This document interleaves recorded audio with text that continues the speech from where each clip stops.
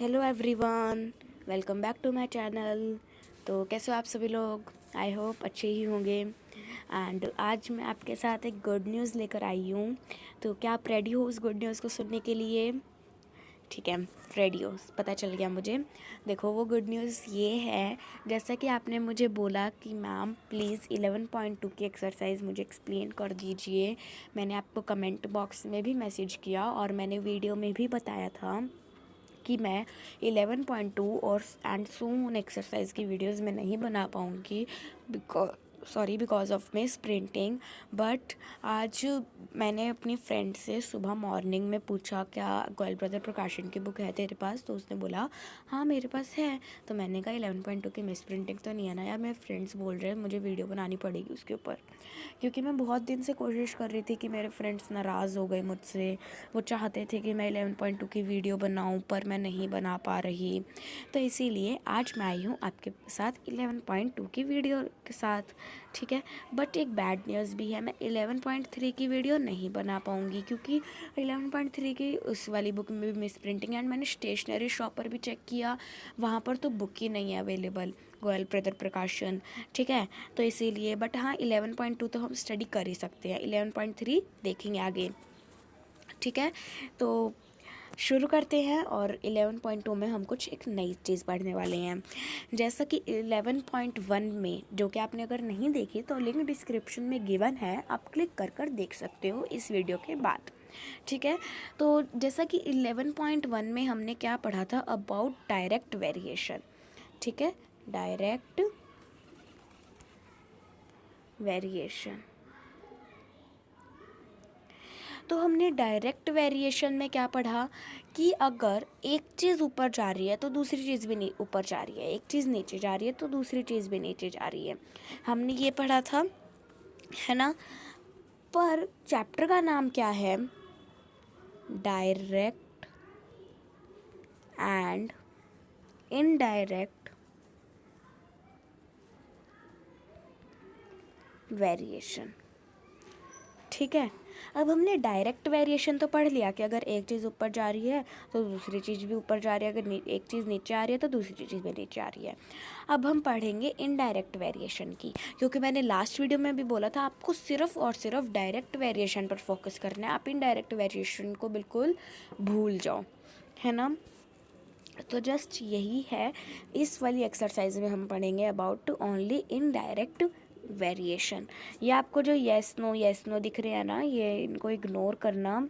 ठीक है, वैसे तो क्वेश्चंस के आंसर है, बट मेरी फ्रेंड की बुक है ना तो उसने लिख रखे हैं, मैं उसकी बुक को छेड़ नहीं सकती, अच्छी बात नहीं होती ना दूसरी चीज़ को छेड़ना। हमने ली, फ़ोटो क्लिक करी और दे दी उसको, है ना, ऐसे अच्छी बात नहीं होती। ओके, तो इसीलिए आज हम पढ़ने वाले हैं इनडायरेक्ट वेरिएशन। तो इनडायरेक्ट वेरिएशन में आप सिर्फ और सिर्फ ये दिमाग में बिठा लो कि अगर एक चीज़ ऊपर जा रही है तो दूसरी चीज़ नीचे आ रही है, वहीं पर अगर एक चीज़ नीचे आ रही है तो दूसरी चीज़ ऊपर जा रही है। ठीक है, अपोजिट होता है इसमें। हमारी डायरेक्ट वेरिएशन के एक्सरसाइज में क्या हो रहा था, दोनों चीज़ इक्वल चल रही थी, ऊपर या फिर नीचे। बट इनडायरेक्ट वेरिएशन में क्या हो रहा है, अपोजिट हो रही है, एक चीज़ ऊपर दूसरी चीज़ नीचे, एक चीज़ नीचे दूसरी चीज़ ऊपर। ठीक है, एंड मैं एक और चीज़ बोलना चाहूँगी, अगर आपको थोड़ा बहुत शोर सुनाई दे रहा हो तो please ignore it, you have to focus on my voice only, because जो हमारी गली है वहाँ पर एक कुछ फंक्शन हो रहा है एंड वहाँ पर आपको आवाज़ आ रही होगी, बच्चे भी खेल रहे हैं, तो हम उनको मना भी नहीं कर सकते। सो डैट्स वाई। ठीक है, और मैं अपने फ्रेंड्स को नाराज़ नहीं करना चाहती थी, इसलिए मैं वीडियो बना रही हूँ। ओके, तो सबसे पहले क्वेश्चंस देखते हैं। हमने 11.1 में भी किए थे ये ऐसे ऐसे क्वेश्चंस, है ना। तो फर्स्ट क्वेश्चन देखते हैं क्या है। डैट इज़, अरे हाँ सॉरी, मैं ये कहना चाह रही हूँ फर्स्ट क्वेश्चन हम सबसे लास्ट में किया हुआ है, मैंने वो छूट गया था मेरे से एंड बुक में मिस प्रिंटिंग थी, सो डैट्स वाई मैंने किया नहीं, पहले सारे क्वेश्चन सॉल्व कर लिए एंड फर्स्ट क्वेश्चन लास्ट में किया। ठीक है, तो थोड़ा सा एडजस्ट कर लेना। Okay, now question 1, identify in which of the following tables two the variables very inversely. हमें ये देखना है कि किस किस में जो वेरिएबल्स है, जो हमें ये एक्स वाई दिए हुए हैं या फिर ये सारी जो कांस्टेंट है ये इन्वर्सली वेरी कर रहे हैं। इन्वर्सली वेरी मतलब सबको सॉल्व करने के बाद सेम आंसर आ रहे हैं। अगर हम एक्स वाई ये दोनों सॉल्व करते तो भी सेम, ये दोनों सॉल्व करते तो भी सेम, ये दोनों करते तो भी सेम, और ये करते हैं तो भी सेम, और अगर ये चारों इकट्ठे करते हैं तो भी सेम। वैसे चारों इकट्ठे हो नहीं पाएंगे, दो दो करके होते हैं। तो हमने क्वेश्चन 11.2 के 11.1 के फर्स्ट क्वेश्चन में भी करा था ये सब। ये एक्स वाई का क्या मतलब है? फर्स्ट डिजिट क्या हुई आपकी x1 अपॉन में y1, सेकंड क्या हुई x2 अपॉन में y2। ठीक है, अब हमने 11.1 में क्या किया था कि x1 अपॉन में y1, x2 अपॉन में y2, यही क्या था। हम क्या करते थे उसमें डिवाइड करते थे, और अगर मान लो हमें यहाँ पर नहीं दी हुई डिजिट तो यहाँ पर हम y लिख देते थे, और क्या करते थे x1 अपॉन में y1 is equal to x2 upon में y2। ठीक है, देन वैल्यूज पुट करते थे। सपोज दैट 7 अपॉन में 8 इज इक्वल टू 9 अपॉन में y। या फिर क्या करते थे y को ऐसे एज इट इज़ छोड़ देते थे, और 7 अपॉन में 8 मल्टीप्लाई 9 है ना, या फिर इसको ऊपर लेके जाकर ये नीचे आ जाता था। ऐसे करते थे ना। बट इस एक्सरसाइज में हम कुछ अलग करने वाले हैं। तो वो क्या है, हम इसमें करेंगे मल्टीप्लाई।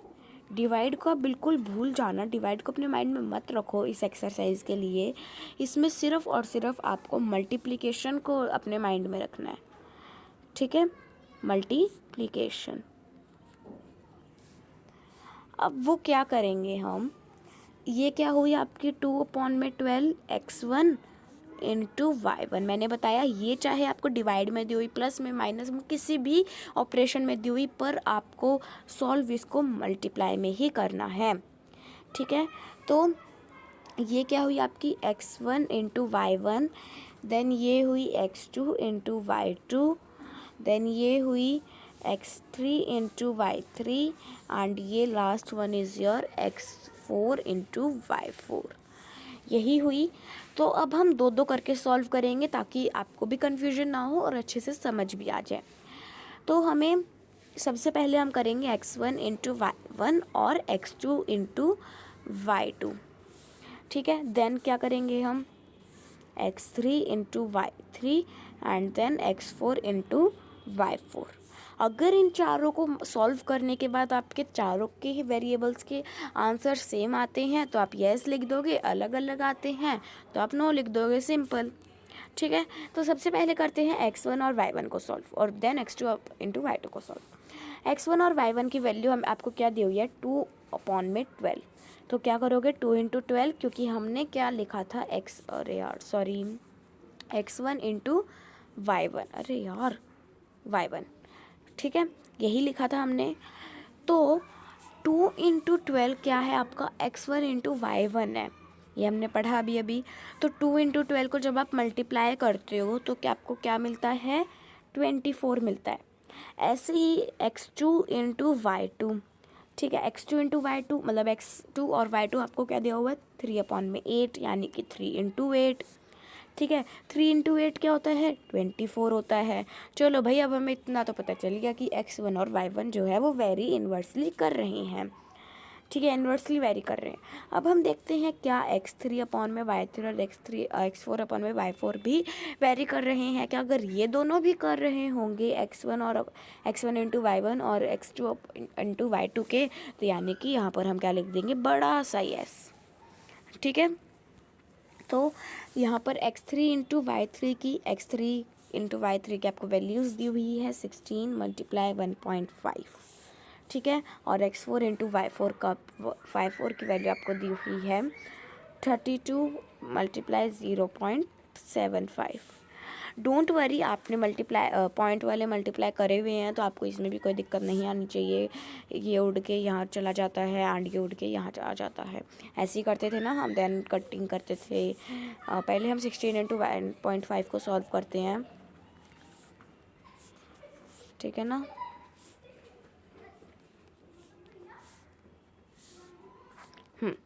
8 इंटू 3 बच गया, 8 इंटू 3 क्या होता है 24 होता है, तो यहाँ पर भी 24 आ गया। अब देखते हैं 32 इंटू 0.75, तो ये उड़ के यहाँ अंदर चला गया, यहाँ पर 0 की अब कोई वैल्यू नहीं रही, तो 100 और 75 टू 5 के टेबल से कट हो रहे हैं। हम ज़्यादा लंबी मतलब ज़्यादा बड़ी कैलकुलेशन हम नहीं करेंगे, आपको कन्फ्यूज़न हो जाएगी।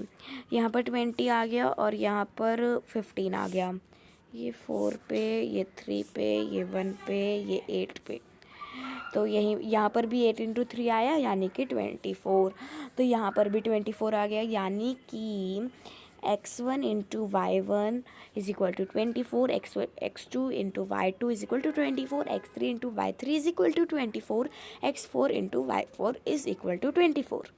ठीक है, so that's why they are inversely vary. Okay, now second part.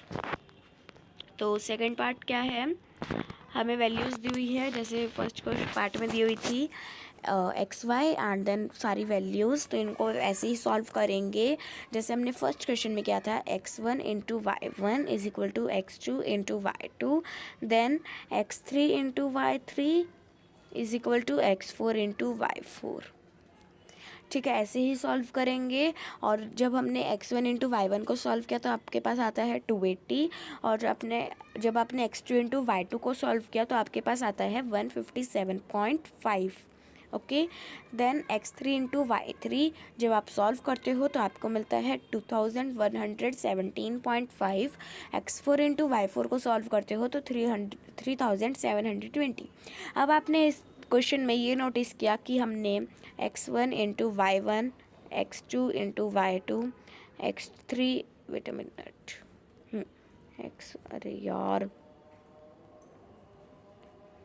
x2 into y2, x3 into y3, x4 into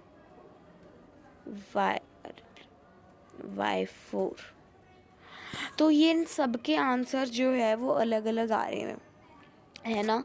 ये देखो, किसी का 280, किसी का कुछ, किसी का कुछ, किसी का कुछ। अगर इन सब के आंसर सेम आते ना तो ये इन्वर्सली वेरी करते, बट यहाँ पर नहीं आ रहे आंसर सेम, तो हम इसमें बड़ा सा क्या लिख देंगे, no, they are not, it is not vary inversely. Then third part भी हम कुछ ऐसी तरीके से करेंगे। थर्ड पार्ट में भी हमें बिल्कुल सेम दिया हुआ है, ठीक है, तो ऐसे ही करेंगे। x1 into y1 is equal to x2 into y2, then x3 into y3 and then x4 into y4। तो x1 इंटू y1 को जब आप सॉल्व करते हो तो आपको मिलता है 7000, x2 इंटू y2 को जब सॉल्व करते हो तो आपको वो भी 7000 ही मिलता है, x3 इंटू y3 को जब सॉल्व करते हो तो वो भी आपको 7000, and x4 into y4 is also 7000 of value. So they are very inversely, because यहाँ पर वेरी की स्पेलिंग गलत है, सॉरी, वेरी, ठीक है, they are very inversely because x1 into y1 की वैल्यू 7000, x2 इंटू y2 की भी वैल्यू 7000, x3 इंटू y3 की भी वैल्यू 7000, x4 इंटू y4 की वैल्यू भी 7000। ओके, सो एक बार हम फर्स्ट पेज पर चलते हैं। हमारा फर्स्ट क्वेश्चन में देखो लिखा हुआ था ना, फर्स्ट पार्ट पर यस, सेकंड पार्ट पर नो, थर्ड पार्ट पर भी यस। ठीक है, तो ये बिल्कुल सही लिखा हुआ है। Now second question, if 15 men can paint the walls of a building in 14 days, in how many days will 30 men complete the work? आपको मैथ्स में सिर्फ और सिर्फ क्वेश्चन की स्टेटमेंट पर समझनी होती है, आपको पूरा क्वेश्चन आ जाता है, सॉरी, ठीक है। तो यहाँ पर क्या बोला है कि हमें 15 लड़के जो है, 15 लोग, 15 जने 14 दिन में एक बिल्डिंग की वॉल को पेंट कर देते हैं। अगर 30 मैन को हम ले आए तो वो कितने दिन में काम कंप्लीट कर देंगे? ठीक है, आपको सबसे पहले तो इस तरीके से ही क्वेश्चन सॉल्व करना होता है। अगर आप ये टेबल नहीं बनाते तो आपके मार्क्स कट हो जाते हैं, बट वो स्कूल पर डिपेंड करता है, आपके टीचर पर डिपेंड करता है, ठीक है, स्कूल टीचर, ट्यूशन टीचर जो भी है उनके ऊपर। ठीक है, बट ये टेबल बनाना बहुत ज़्यादा ज़रूरी होता है। जैसे हमारी लाइफ के लिए वाटर एसेंशियल होता है वैसे ही ये टेबल बनाना चैप्टर 11 में ज़रूरी है, प्रेजेंट रिसेंट में। आगे मेरे को फ्यूचर का नहीं पता कि कौन सा चैप्टर होगा चैप्टर 11, बट 8th क्लास की अगर हम प्रेजेंट में बात करते हैं तो इसमें चैप्टर 11 में बनाना बहुत ज़रूरी है। तो वो टेबल कैसे बनती है, देखो एक जगह हमें क्या बोला है मैन और एक जगह डेज, ये सब तो ऐसे हमें दी हुई है ना इन्फॉर्मेशन, है ना, एडिशनल इन्फॉर्मेशन है ये, तो इनको तो चाहे आप भूल ही जाओ एक बारी के लिए भूलना है, ज़िंदगी भर के लिए नहीं भूलना। हाँ, मैन के ऊपर बात करी गई है और एक डेज के ऊपर बात करी गई है, तो यहाँ पर हम लिख देंगे कि मैन और यहाँ पर डेज। ठीक है, तो मैन वैसे ही एक्स वाई लिखेंगे, एक्स अपॉन में वाई, जैसे हमने फर्स्ट क्वेश्चन में मिला था बुक में से ही।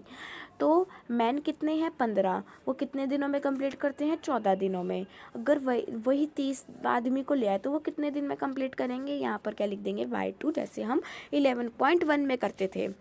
ठीक है, तो ऐसे ही करेंगे x1 into y1 is equal to x2 into y2, जैसे हमने फर्स्ट क्वेश्चन में किया। x1 इंटू y1 की वैल्यू हमें दी हुई है, that is 15 into 14, but x2 into y2 में हमें सिर्फ x2 की दी हुई है एंड y2 हम एज इट इज़ ही रखेंगे। तो 15 इंटू 14, 30 यहाँ पर मल्टीप्लाई में, यहाँ जाकर डिवाइड में हो जाएगा, क्योंकि ये दोनों कह रहे हैं अगर तेरे को हमारे पास आना है तो तू डिवाइड में ही होकर आएगा, नहीं तो अपने घर जा वापस। ठीक है, इज इक्वल टू y2। तो हमने जब इनको सॉल्व किया तो आपको y2 की वैल्यू मिलती है 7 days. Okay, now question number 3, 12 girls can finish a piece of work in 6 days, 8 girls can do the same work in how many days. यही सेम क्वेश्चन है, सिर्फ और सिर्फ स्टेटमेंट चेंज हुई है, डिजिट्स चेंज हुई है, मीनिंग बिल्कुल सेम है।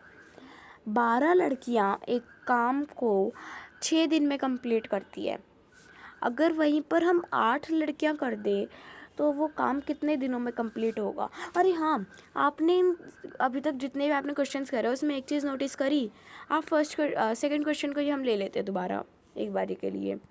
15 मैन थे तो वो 14 दिनों में काम कंप्लीट करते थे, 30 मैन आए तो वो 7 दिनों में काम कंप्लीट करने लग गए। कम आदमी थे, ज़्यादा दिन लगते थे, ज़्यादा आदमी आए, कम दिन लगते हैं। इससे आपको ये चीज़ पता चली, एक चीज़ घटी, एक चीज़ बढ़ी तो दूसरी चीज़ घटी, दूसरी चीज़ घटी तो पहली चीज़ बढ़ी।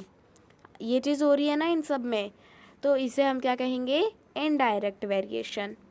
ठीक है, चलो थर्ड क्वेश्चन पर दोबारा जाते हैं। हाँ, 12 लड़कियां एक काम को 6 दिनों में कंप्लीट करती हैं, तो 8 लड़कियां उसी काम को कितने दिनों में कंप्लीट करेगी। सेम टेबल बनाएंगे, गर्ल्स की, डेज की, एक्स वाई लिखेंगे। तो x1 इंटू y1 की हमारे पास वैल्यू है 12 into 6, but x2 into y2 की वैल्यू हमें नहीं दी हुई कम्प्लीटली, y2 जो है हमें वो फाइंड करना है। तो 12 इंटू 6 था, वेट अ मिनट यार, हाँ 12 into 6 is equal to 8 into y2 हो रहा है। तो y2 की वैल्यू y2 की वैल्यू निकालने के लिए 12 इंटू 6 अपॉन में 8 हो जाएगा, क्योंकि वो क्या कह रहे हैं, तो डिवाइड में ही कर रहेगा यहाँ पर। जब आप इनको सॉल्व करोगे, इस डिजिट को सॉल्व करोगे तो आपको मिलेगा 9, और जो काम है वो 8 लड़कियों में 9 दिन से कंप्लीट होगा, क्योंकि लड़कियां कम हुई दिन बढ़े, लड़कियां ज़्यादा थी तो दिन कम थे।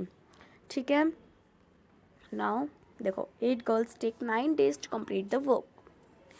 Now question number 4, a car can cover 360 kilometers in 5 hours.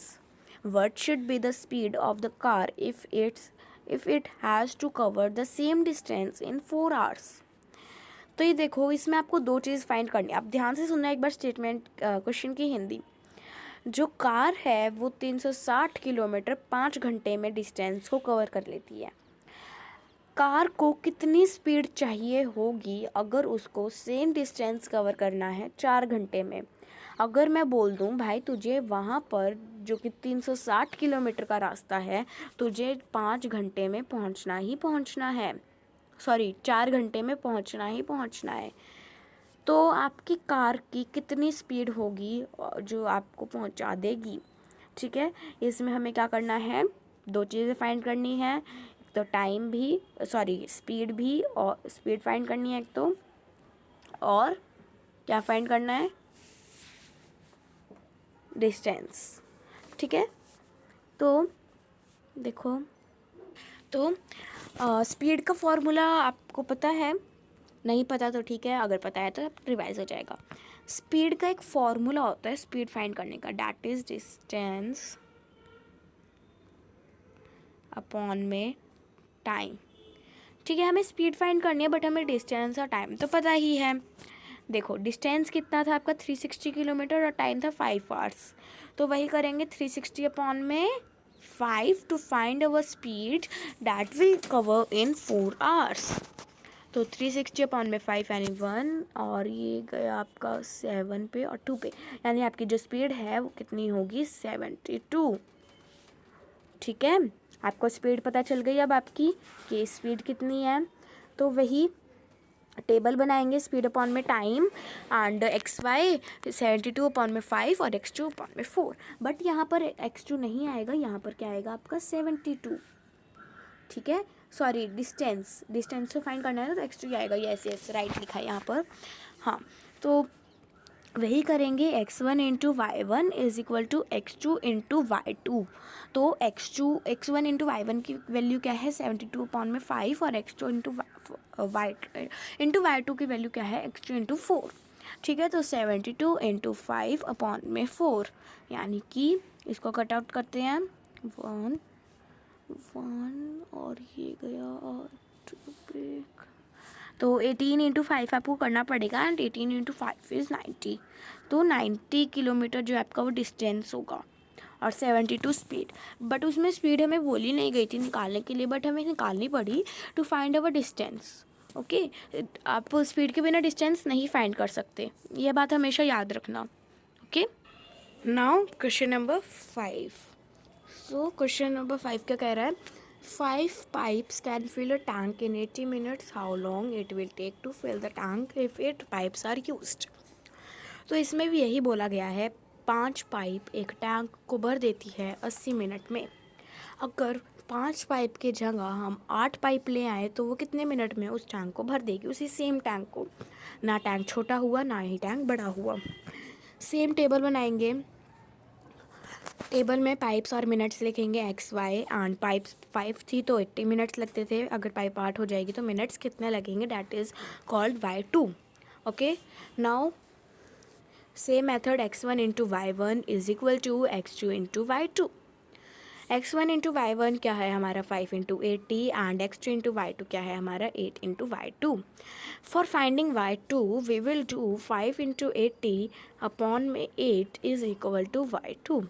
1 और 10 direct cutting, so 5 into 10 is equal to 50, and 50 minutes जो है वो लगेंगी 8 पाइप को उस टैंक को भरने में। 8 pipes fill a tank in 50 minutes. Okay, now question number 6। Question number 6 सिर्फ बड़ा है, आई तो सेम है बट देखो, an aeroplane takes 15 hours to cover a certain distance at a speed of 720 km per hour. If her average speed of the plane is increased to 800 km per hour, find the time taken to cover the same distance. अब इसमें बोला हुआ है कि 15 घंटे लगते हैं एक एरोप्लेन को डिस्टेंस कवर करने पे, उसकी स्पीड होती है 720 किलोमीटर पर आवर। उसकी 15 घंटे की स्पीड नहीं होती, उसकी 720 किलोमीटर की होती है पर आवर। तो अगर 800 किलोमीटर पर आवर की उसकी स्पीड, उस एरोप्लेन की स्पीड हो जाए तो उसे कितना टाइम लगेगा उसी सर्टेन डिस्टेंस को कवर करने में। ठीक है, तो देखते हैं सेम टेबल, ये मेरे को बार बार बोलने की नीड नहीं पड़नी चाहिए, सेम टेबल आपको हर क्वेश्चन में बनानी है। ओके, या माइंड में बिठा लो अपनी बात। स्पीड और आवर्स, ठीक है, X Y and x1 into y1 is equal to x2 into y2। ठीक है, तो x1 इंटू y1 कितना है, 720 into 15, wait a minute, 15, and x2 हमें दिया हुआ है 800 और y2 as it is. Space नहीं है। ओके तो जब हमने 720 इंटू 15 को 800 से डिवाइड किया for finding y2, we find that answer is 13.5। ठीक है, तो 13.5 घंटे लगेंगे उसी सेम डिस्टेंस को कवर करने में अगर स्पीड कितनी हुई आपकी 800 किलोमीटर हुई पर आवर पे।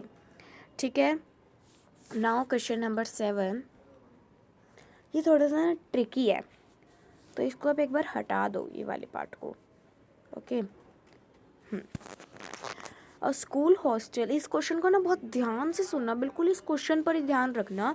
आपके हाथ में अगर कोई पेन पेंसिल है तो उसे बिल्कुल छोड़ दो, कॉपी वगैरह है तो उसे छोड़ दो। सिर्फ आपकी बुक है तो आप बुक पर फोकस करना, और या फिर मेरी स्क्रीन, आपकी स्क्रीन पर जो आपको क्वेश्चन नंबर 7 दिख रहा है उस पर। ठीक है, अ school hostel has enough food for 600 students for 30 days. एक स्कूल हॉस्टल है, उसके पास बहुत खाना है 600 बच्चों के लिए, जो कि 30 दिन तक चलता है। उसके पास कितना भी खाना हो पर 600 बच्चे अगर वो उसको खाते हैं तो वो 30 दिन तक चला लेते हैं उस खाने को। अगर if 120 students are join the hostel, how long will the food last. अगर 120 बच्चे हॉस्टल को ज्वाइन करते हैं तो फूड कितना चलेगा। ठीक है, अब आपको लग रहा होगा कि यहाँ पर कितने हो गए, 120 स्टूडेंट्स हो गए, हमें 30 को भूल जाना है। बट ना ना ना, आप गलत हो जी। इसमें क्या लिखा है, 120 स्टूडेंट्स ज्वाइन द हॉस्टल। 120 बच्चों ने हॉस्टल ज्वाइन किया है। 30 बच्चे जो पहले के थे उसने छोड़ नहीं दिया स्कूल, ये याद रखना आप। तो हम 120 प्लस 30 करेंगे। सॉरी, अरे यार मैं खुद कंफ्यूज हूँ। हाँ हाँ, 120 स्टूडेंट ज्वाइन हुए हैं और 600 बच्चे पहले थे, तो हम 120 प्लस 600 करेंगे। उन 600 बच्चों ने स्कूल नहीं छोड़ा, जैसा आप पहली थी ना, अगर एक पेड़ पर 5 आम है और 3 आम गल गए तो कितने बचे, आप आंसर देते थे 2 बच गए। पर नहीं बेटा, 3 आम गले हैं, है तो पेड़ पर ही वो, तो रहेंगे तो 5 ही फिर भी। तो वैसे ही 600 बच्चों ने स्कूल नहीं छोड़ा, 120 बच्चों ने ज्वाइन किया है। अगर आपकी क्लासरूम में 40 बच्चे हैं, एक और बच्चा आ गया, क्या आप 40 बच्चे छोड़ दोगे स्कूल? नहीं छोड़ोगे। आपकी क्लास में कितने हो गए, 41 स्टूडेंट्स। ओके, सॉल्व करते क्वेश्चन को। अब कितने स्टूडेंट्स हो गए टोटल, 720 स्टूडेंट्स हो गए। ठीक है, क्योंकि 120 स्टूडेंट्स ने ज्वाइन किया है। तो स्टूडेंट्स, और यहाँ पर एक्स वाई नहीं लिखा यार, कितने आलसी लोग हैं ये। हाँ, एक्स वाई। ठीक है, तो x1 into y1 is equal to x2 into y2। तो 600 into 30 is equal to 720 into y2। अगर हम y2 को फाइंड करना है तो 600 इंटू 30 अपॉन में 720, हमें यही करना पड़ेगा। ओके, नाउ या मैं 3 के टेबल से कट कर रही हूँ अभी से 8, और ये नहीं वेट अ मिनट, ये नहीं हो रहा कट। हाँ, 12 और ये 5 एंड 6 और ये 30, ये 2, ये 10, ये 1, ये 5, तो 5 इंटू 5 25। ठीक है, यानी कि 25 दिनों तक वो खाना चलेगा अगर 720 बच्चे हैं तो। Okay, now question number 8, at a camp there is sufficient food to last for 15 students for 30 days. After 4 days 2 students left the camp, how much longer will the food last? देखो, एक कैंप है, उसमें 15 बच्चे हैं और वो खाना जो है वो 30 दिन तक चलता है। अगर 4 दिन बाद 2 बच्चों ने स्कूल छोड़ दिया तो उस मतलब कैंप छोड़ दिया तो वो खाना कितने दिनों तक चलेगा। ये आफ्टर 4 डेज आप भूल जाओ, ये आपको कन्फ्यूज़न के लिए दिया हुआ है सिर्फ। ठीक है, नाउ करेंगे। After 4 days, food would have lasted for 26 days for the 15 original students. Since 2 students have left the camp, the strength is now 13.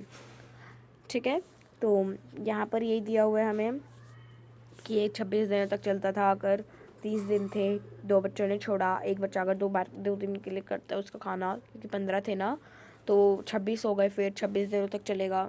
हम एक वो लगा रहे हैं, इमेजिनेशन कर रहे हैं सिर्फ। तो यहाँ पर XY दिया हुआ है, वही करेंगे। x1 into y1 is equal to x2 into y2। ठीक है, हाँ, तो x1 इंटू y1 यानी कि 15 इंटू 26 और x2 इंटू y2 यानी कि 13 इंटू y2। क्योंकि x2 क्या है आपका, x2 तो वो है ना आपके स्टूडेंट्स है, जो कि 13 हो गए। 15 - 2 करेंगे तो हम, क्योंकि 2 बच्चों ने स्कूल छोड़ दिया। तो y2 फाइंड करने के लिए हम इस 13 को यहाँ ले आएंगे, यानी कि ये 13 हो गया यहाँ पर, एंड ये 2 यानी कि 15 2 ज़ा 30। सो जो अरे यार हाँ 30।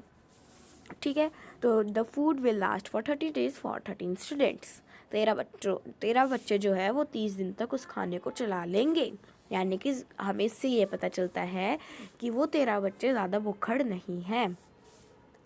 Then question number 9, an army regiment has provisions for 400 soldiers for 80 days. After 10 days, 50 soldiers moved out of the regiment. How long would the food last at the same rate? I think ये question गलत है। I think 2 questions जो है वो attach हुए हैं। No, same question है। Okay. After 10 days, the food would last for 7 days for 400 soldiers original. Since 50 soldiers moved out of the regiment, the strength is now 350. ठीक है, तो यही करेंगे। That is x1 into y1 is equal to x2 into y2। Okay, now x1 into y1 क्या है, 400 into 70, और x2 into y2 क्या है, 350 into y2। Okay, now 400 into 70 upon में 350। ओके, नाउ कट करेंगे तो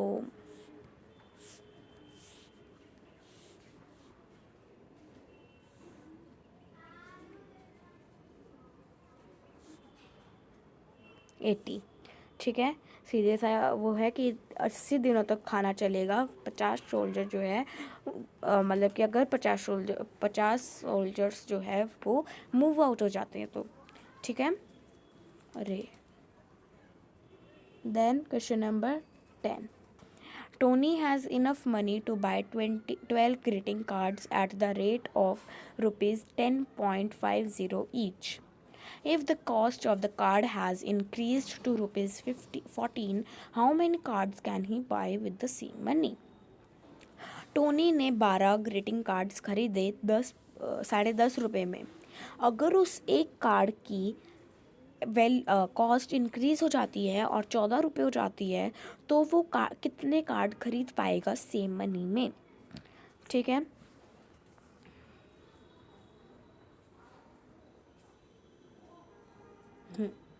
ओके, मनी और greeting card.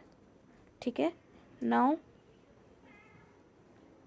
उसने 10.5 रुपये में 12 ग्रीटिंग कार्ड खरीदे, तो 14 रुपये में हमें ये देना है कि वो कितने ग्रीटिंग कार्ड्स खरीद पाता है। तो वही same method, x1 into y1 is equal to x2 into y2। तो x1 इंटू y1 की हमें वैल्यू दी है 10.50 into 12, and x2 into y2 की हमें वैल्यू दी है 14 इंटू y2। तो y2 की वैल्यू निकालने के लिए 10.50 multiply 12 as it is, and 14 जो है वो नीचे आ जाएगा। पॉइंट हटाकर यहाँ पर 100 लगा दो, 1 0 से 1 0 कैंसिल आउट। नाउ ये 5 से करते हैं, नहीं 2 नहीं है ना यहाँ पर, वेट अ मिनट, सही है, 5 और ये 6, नाउ ये 7 एंड ये 3, ये 1 और ये 21, ये 1 और ये 3। सो 3 3 ज़ा 9 एंड वो कितने 9 कार्ड्स जो है वो ख़रीद पाएगा। यहाँ पर 90 नहीं आएगा, ओनली 9 आएगा। There is mistake. 9 कार्ड्स ही buy with the same money. Okay, 14 रुपये में वो 9 कार्ड खरीद पाएगा। Now question number 11। A swimming pool can be filled in 8 hours by 4 equal pumps. How many such pumps are required if the pool is to be filled in 5:1/3 hours? सबसे पहले mixed fraction को improper में कर लेते हैं। 5 3 15 और 1/16/3। ठीक है, तो वही same method x1 into y1 is equal to x2 into y2। x1 into y1 क्या है 8 इंटू 4 और x2 इंटू y2 क्या है 16/3 इंटू y2। तो y2 की वैल्यू निकालने के लिए 8 इंटू 4/16/3 तो हो नहीं सकता। तो अब हमें क्या करना पड़ेगा, ऊपर मल्टीप्लाई में लेकर जाना पड़ेगा उसे। तो और 8 ये 1 और ये 4 4 4 ज़ा 16 एंड 16 3 ज़ा what is the value of 16 3 ज़ा, यहाँ पर दिया ही नहीं हुआ, गलत है ये। ठीक है, अब हमें करना है 16 into 3 and what is the value of 16 into 3। Let us find and बताइए मुझे। तो 16 इंटू 3 कितना है आपका 48 है ना। तो यहाँ पर 48 पम्प्स जो है वो हमें चाहिए होंगे।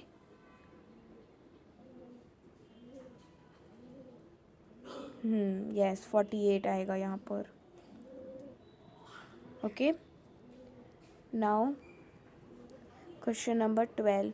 A camp of 200 people has sufficient food for 15 days. Due to arrival of some new people, the food has lasted for 12 days. How many more people arrived? तो people और day, तो XY यानी कि 200/15 जो है वो क्या है x1 इंटू अपॉन में y1 and x2 into y2। Same method x1 into y1 is equal to x2 into y2। x1 into y1 की वैल्यू आपके पास 200 into 15 and x2 into y2 की वैल्यू आपको फाइंड करनी है x2 की, और y2 है आपके पास 12। For finding x2 you have to divide the 12 by 200 into 15। So करते हैं एक बार।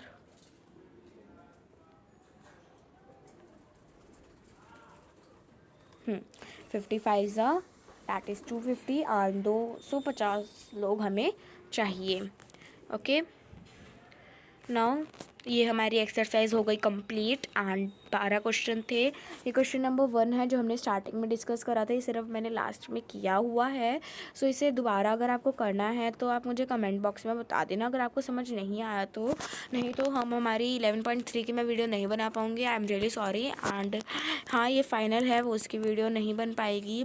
11.2 की गुड न्यूज़ थी इसलिए मैंने बना दी और बन पा रही थी। अब हम अपने नेक्स्ट वीडियो में स्टार्ट करेंगे हमारा 12th चैप्टर। ठीक है, maths book class 8 from Goyal brother Prakashan. If you like the video so give it a big thumbs up, share it in your family and friends. अगर आप मेरे चैनल पर नए हो तो मेरे चैनल को सब्सक्राइब कर देना, प्रेस बेल आइकन ऑल्सो, ताकि मैं कोई भी चैप्टर की, कोई भी क्लास की, कोई भी सब्जेक्ट की वीडियो अपलोड करूँ तो सबसे पहले नोटिफिकेशन मिले आपको। सो आप इसीलिए देख पाओ और अपने नॉलेज को इम्प्रूव कर पाओ और आपके एग्ज़ाम्स में मार्क्स अच्छे आए।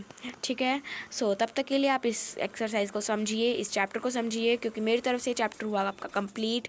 बट 11.3 की वीडियो नहीं बना पाऊँगी मैं, I am really so sorry. तो अगर आपको 11.1, 11.2 या फिर 10 चैप्टर में कोई भी प्रॉब्लम है सो मुझे कमेंट बॉक्स में बता सकते हैं। और अगर आपने 10 चैप्टर या फिर 11.1 वीडियो नहीं 11.1 एक्सरसाइज या फिर चैप्टर 10 की वीडियो की एक्सरसाइज नहीं देखी तो मुझे आप कमेंट सेक्शन में ज़रूर बताइए। सॉरी, डिस्क्रिप्शन में लिंक गिवन है, आप क्लिक कर देख सकते हो। आज थोड़ा बोलने में दिक्कत हो रही है यार, sorry, I am really sorry. ठीक है, मैं खुद कंफ्यूज हो रही हूँ आज। सो तब तक के लिए बाय बाय।